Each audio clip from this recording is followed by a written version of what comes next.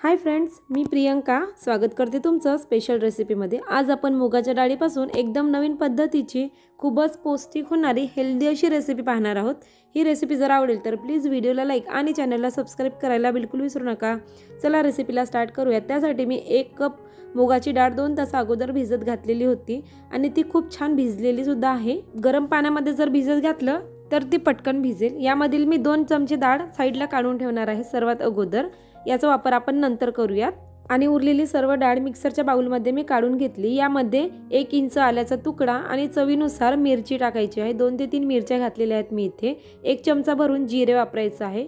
आता यामध्ये पाणी न घालता याची पेस्ट एकदम फाईन तयार करायची आहे। तर पाहू शकता एकदम फाईन पेस्ट तयार झाली। आता याला एका बाउलमध्ये काढून घ्यायचं। पेस्ट तयार करताना काहीही पाणी वापरलेलं नाही। आता यामध्ये 1 चमचा भरून धने पावडर टाकायचं, अर्धा चमचा गरम मसाला टाकायचं, अर्धा चमचा ओवा टाकायचा, खूप छान फ्लेवर येतो। 1 चमचा भरून पांढरे तीळ वापरलेले आहेत। चवीपुरतं लाल तिखट, थोडीशी हळद टाकायची आणि चवीपुरतं मीठ वापरायचं। यामध्ये भरपूर कोथिंबीर वापरायचं, यामुळे फ्लेवर खूप छान येतो। आता यामध्ये 1 कप गव्हाचं पीठ घेतलं आणि यामध्ये थोडं थोडं करून टाकायचं। तुम्ही ते मैदा सुद्धा वापरू शकता, पण गव्हाच्या पिठामुळे आपली रेसिपी आणखी छान हेल्दी होते। तर ज्याप्रमाणे आपण पोळ्यांचं पीठ मळतो त्याच पद्धतीने हा पीठ मळून घ्यायचा आपल्याला। थोडं थोडं पीठ वापरणार आहे मी इथे, एकदम पीठ वापरायचं नाही आणि ते पाण्याचा सुद्धा वापर करायचा नाही।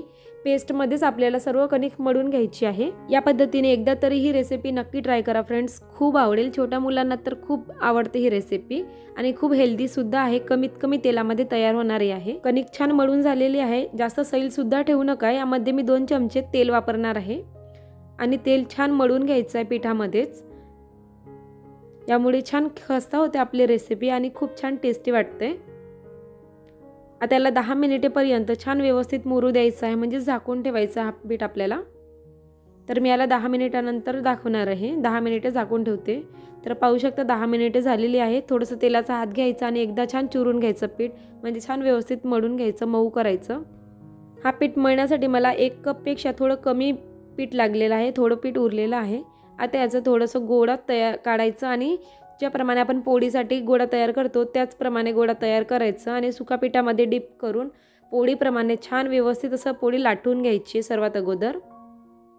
एकदम पातळही नको आणि जाडही नको, मीडियम आकाराची आपल्याला पोळी सर्वात अगोदर लाटून घ्यायची आहे।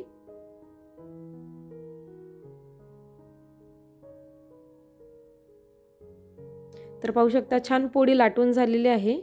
आता यावरती तूप किंवा तेल लावावं। मी तूप लावणार आहे कारण आपली हेल्दी रेसिपी तयार आहे, त्यामुळे मी इथे तुपाचा वापर जास्त करणार आहे। सर्व साईडने एकसारखं असं तूप लावून घ्यायचं आणि तूप लावून झाल्यानंतर चारही साईडने चौकोनी शेपमध्ये असं पलटवून घ्यायचं, याला फोल्ड करायचं, म्हणजे याला चौकोन आकार द्यायचा आहे। आता याला सुक्या पिठामध्ये थोडंसं डीप करायचं आणि चौकोनी पराठा लाटून घ्यायचं।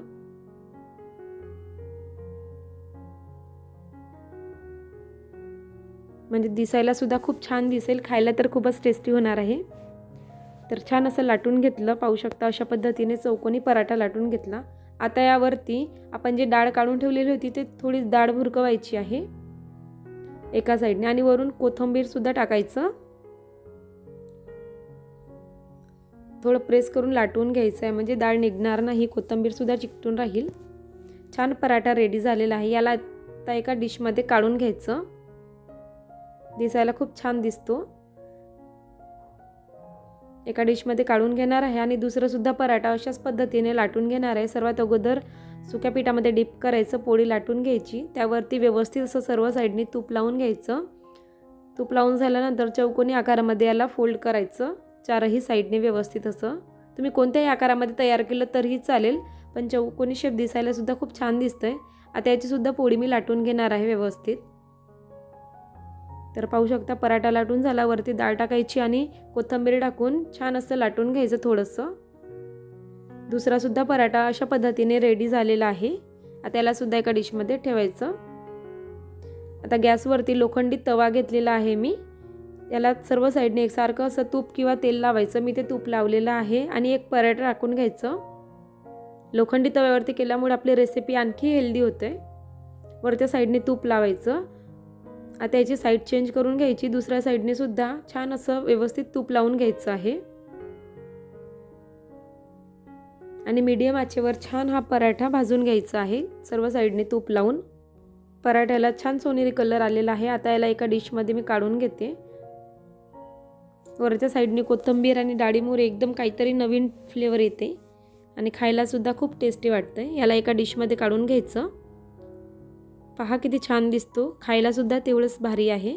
आता तव्याला छान तेल लावून दुसरा सुद्धा पराठा अशाच पद्धतीने भाजून घ्यायचं दोन्ही साईडने तेल किंवा तूप लावून।